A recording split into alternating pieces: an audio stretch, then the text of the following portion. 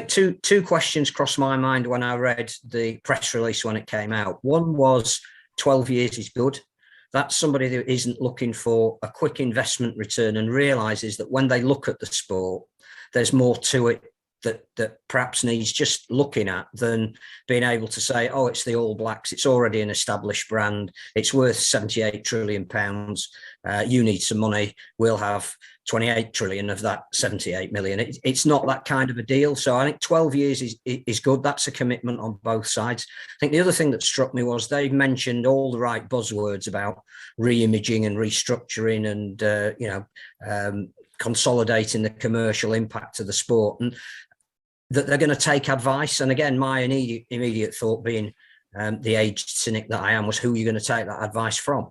Because clearly, unless it's a very broad church and you're prepared to look at things differently, will you be given the advice by the people that have taken us to where we are? In which case, what sort of change can you expect? There's also in the background that governance issue, that who will have the final say. IMG come up with a report, and we already know the questions. In fact, we already know the answers to those questions. It's just that, going back to Maurice Lindsay, apart from probably in his time, we've never really been brave enough to try and address them. Will we this time, or will there be some kind of governance blockage that stops IMG getting what they want? The more I think about it and talk to people in the game about it, the more I am absolutely convinced that whilst they bought the men's running game, that needs more time than anything else to realise a return on their investment.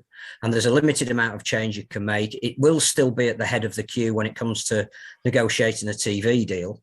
But I suspect they bought in predominantly to the international game, a very low level for a so-called major sport. Bearing in mind that the RFL control virtually all of the internationals that have played in the Northern Hemisphere outside of a World Cup. I think that they bought into the women's game, the wheelchair game, potentially PDRL and LDRL, but they bought into stuff that at the moment is an add-on for the sport. And I think what they've seen is the potential of the likes of the women's and wheelchair game that's been getting fantastic coverage on the BBC and Sky already, and is going to get more with the World Cup. But at the moment, there isn't really a contract that covers all of that. It's almost, if we throw that in, can we have something else? I suspect as a broadcast provider and also a negotiator of rights, they can see some real exciting monetary possibilities and potential in that. And if we take that on to the York v St Helens women's game yesterday, that was one of the best games I've seen this season. And anybody who, has looked at the women's game and said, I'm not sure it's at a level yet that you could amortize it, watch that game. And what will strike you more than anything else is the absolute unbelievable quality of, firstly, the defence, which is unrelenting for the full 80 minutes, and absolutely massive credit to York for that. But also the kicking game. It's something that will develop over time. But I thought, for me, the best player on the pitch by an absolute mile, which included her brilliant kicking game, was Tara Jane Stanley, the York fullback. Absolutely brilliant. But if you're not sure about the women's game, it was on the Sportsman. I'm sure you'll be able to either catch the highlights or see a rerun of it. I defy anybody watching this podcast to view that game and not be excited by the quality that we saw.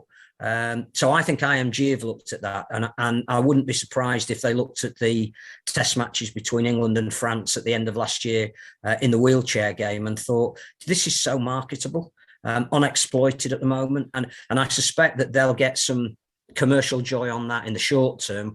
They know they've got another year working on the men's running game. Nothing is going to change for 2023. So they need to get some advice. They need to get some proposals. We need to get that instituted for the 2024 season. And we need to sell that to broadcasters about what it's going to look like. But it doesn't have to be a finished product if you've got it for 12 years. It needs to be a gesture of intent. And when we do speak to the scholars, who clearly are, one of two things is going to happen. Either they're going to become a super community club, or they're going to be given some more finance to continue doing the work that they're doing. And that has to come from outside, because the RFL hasn't got any in the current data. It'd be very interesting to see what they know and what they would hope. It did, that game, excuse me, between York and St Helens did further my belief that they should just play each other all the time York Saints and Leeds this season, because I don't think anyone's getting anything out of anything else. Great, as you said, great defence from York. Their physicality really put the cat amongst the pigeons with St Helens. They got rattled.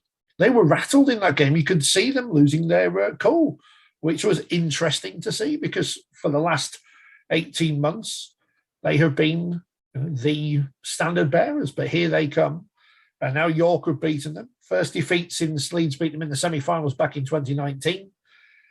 We've got an interesting competition. And the interesting thing is, going forward, when York play Leeds on the 5th of June, that's a massive game now, because York will go in with massive confidence, but will they be overconfident against a Leeds side who tend to be level-headed? I don't know. I'm going to get pulled up over that comment, no doubt now. But I thought it was a very, very good performance from York yesterday. You can't take anything away from them whatsoever. I know people was Saints this, Saints that. No. That was a very, very good team performance from York. I was very impressed. Very, very impressed. And it's good that they've won, because otherwise we'd just be talking about Leeds and Saints all the time. And it's good that there is a third wheel to this.